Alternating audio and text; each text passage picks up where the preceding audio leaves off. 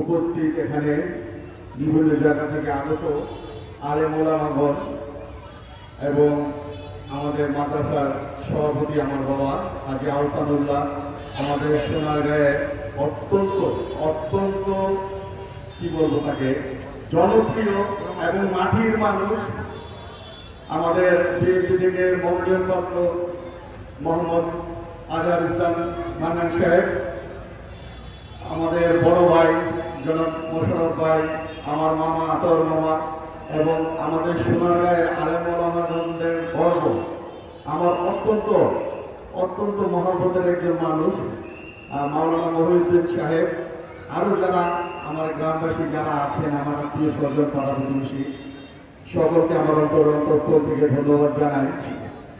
আজকে এত সুন্দর একটা ওয়াজ মাহফিল, এটা আপনাদের সকলের সহযোগিতা প্রচেষ্টা আজকে সফল হয়েছে। আপনাদের কাছে আমরা চিরকৃতজ্ঞ প্রকাশ করছি। এইভাবে আপনারা সারা বছর বাকি জীবন হাজী আনোয়ারা হাফিজিয়া মাদ্রাসার পাশে থাকবেন, আমাদের পাশে থাকবেন। আমরা যেন এই মাদ্রাসা ধাপে ধাপে আরো অনেক দূর এগিয়ে নিয়ে যেতে পারি।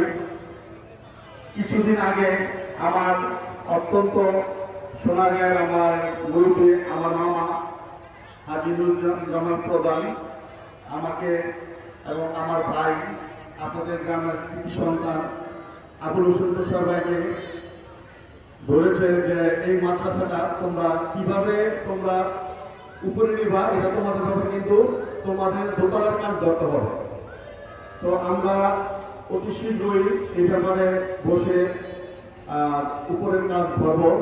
আপনারা সবাই আমাদের পাশে থাকবেন, আপনারা সবাই আমাদের জন্য দোয়া করবেন যাতে আমরা পর্যায়ক্রমে এই মাদ্রাসাটাকে সোনারগাঁয়ের মতো একটা অন্যতম মাদ্রাসা হিসেবে গড়ে তুলতে পারি। আর কথা দীর্ঘায়িত করবো না, সবাই ভালো থাকবেন, আমাদের জন্য দোয়া করবেন। আসসালামু আলাইকুম ওয়া রাহমাতুল্লাহ।